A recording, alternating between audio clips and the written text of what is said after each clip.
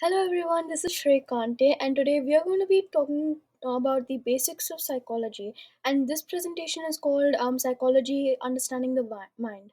Now, why are we going back?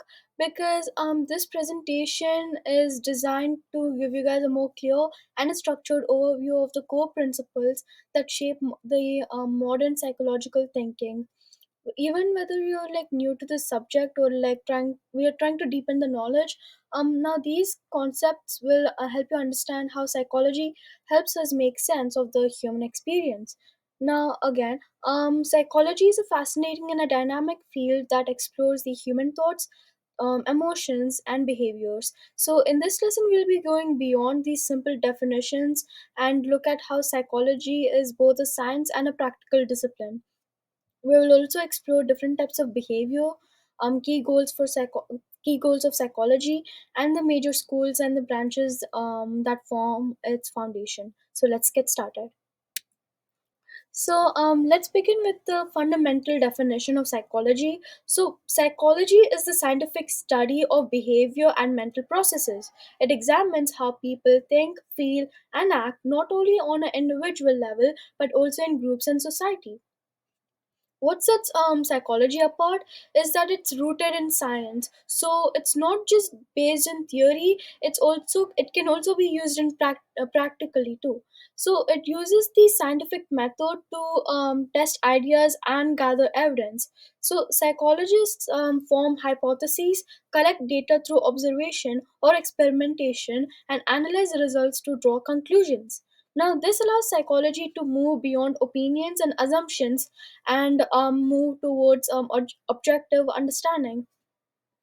So, in doing so, psychology helps us describe, explain, predict, and in some cases, even influence behavior. So, this scientific and evidence-based approach is what gives psychology both credibility and wide-ranging application in fields like education, healthcare, businesses, and beyond. So now let's look at the type of behavior psychology studies. So human behavior is often categorized into two broad types: overt behavior and covert behavior. So overt behavior refers to any action that is visible or observable. So these are things like walking, talking, writing, or any movement that can be seen and measured.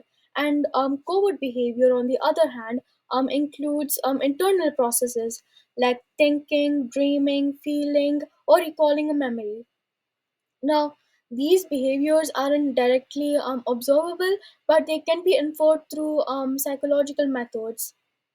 So, another important distinction between conscious and unconscious behavior is that conscious behavior is intentional and deliberate of what we are doing, and we are completely aware of it. While on the other hand, unconscious behavior happens automatically or without our awareness. For example, habits, impulses, or repressed memories can influence our actions without us realizing it. So together these type of behaviors form the full range of human experience, and psychology helps us understand the forces between both the seen and the unseen aspects of our life.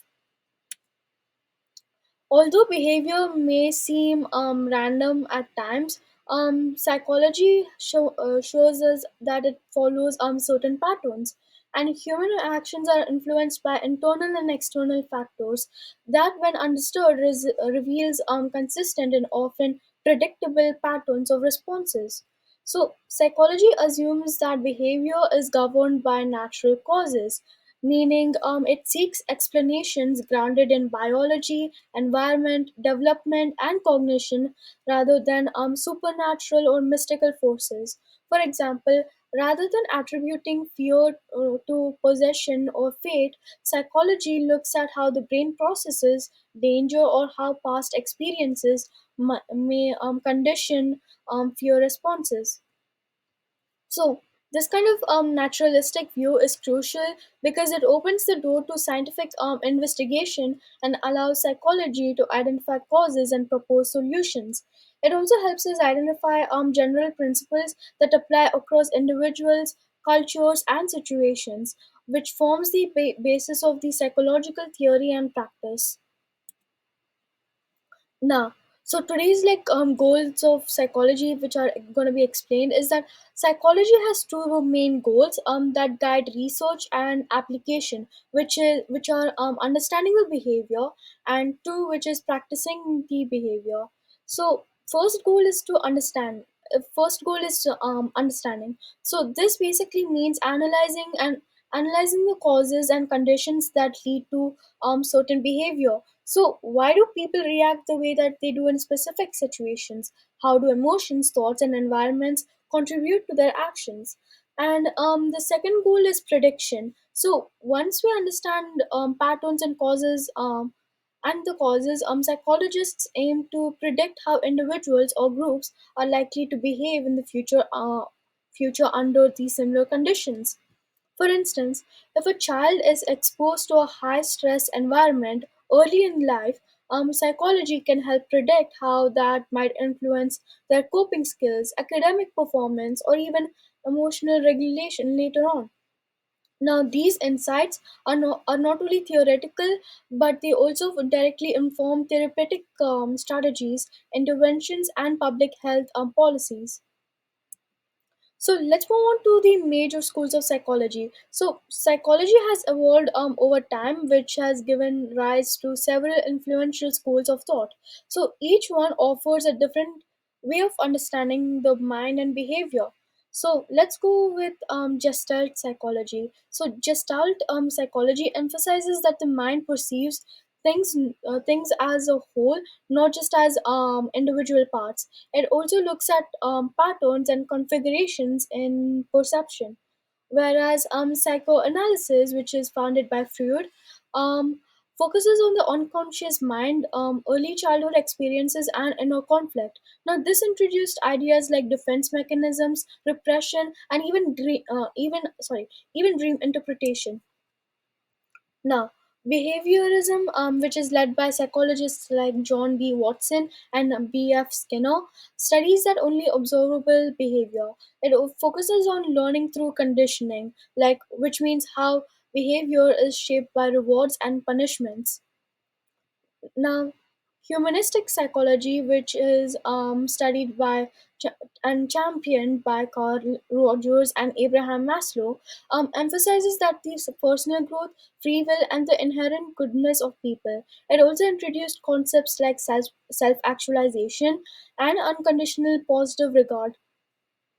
Now, let's focus on cognitive and biological. Now, cognitive psychology focuses on mental processes like thinking, memory, language, and problem solving. It also helped reintroduce the study of mind after behaviorism dominated for decades. Now, biological psychology looks at how the brain, nervous system, hormones, and genetics influence behavior. It uses the neuroscience to connect physiology with psychological processes. Now, each of these schools contributes uniquely to our understanding of human nature, and modern psychology often integrates elements from several of them and to offer a more complete picture. Now, psychology again isn't just one subject. It's a field with like many branches, and each focusing on a specific area of human behavior or experience. So let us start with the general psychology. Now, general psychology studies the foundational laws and principles of behavior, and it basically means how why people behave and how people behave. Secondly, developmental psychology. So basically, it's how people grow and change across the lifespan from infancy to old age. Third, dynamic psychology. So this one basically focuses on the inner drives and emotional forces, which basically means like what our goals are, what our motives are, which often overlaps with the psychoanalysis. Fourth, um, physiological psychology. So basically, it studies the biological basis of the behavior, meaning how the brain and the nervous system affects our actions. Five, abnormal psychology. So this investigates the psychological disorders like depression, anxiety, phobias, or speech related issues. 6. Educational psychology. So this looks at how people learn and how we can improve teaching and motivation in schools. So I hope you guys can see like the images next to each branch of it. Like for general psychology, there's the picture of a mom and a girl talking. So I hope you guys can see these little graphic images. Sorry, but 7 is industrial or organizational psychology. So this applies psychological principles to the workplace, which aims to increase the efficiency and job satisfaction. Now, satisfaction, sorry. 8. Social psychology. So this studies how people behave in groups and how social influences shape attitudes and behavior. Now, this is different from general psychology because there's a lot of difference between those two branches. Um, I think this is 9. Yeah. So 9 is therapy and counseling psychology. So basically, this focuses on helping individuals cope up with the life challenges and improve emotional well-being. And last but not the least, which is clinical psychology. So this deals with the diagnosis and treatments of these serious mental health disorders, and often involves long term therapy and psychological assessment. So basically, all of these branches make psychology a broad and a flexible science with applications in almost every part of life. And yeah, to wrap it up, so psychology gives us the tools to understand ourselves and others on a deeper level, from explaining everyday behavior to addressing more complex mental health issues. It's a field that combines scientific rigor with the human compassion. So basically, we have explored the foundations of psychological thought, behavior types, goals, major schools, and its many branches. Whether you're interested in helping learning and teaching, or just simply understanding the people around you, psychology offers valuable insights that can enrich your perspective and improve your approach to life. And yeah, thank you for watching and have a nice day. Bye.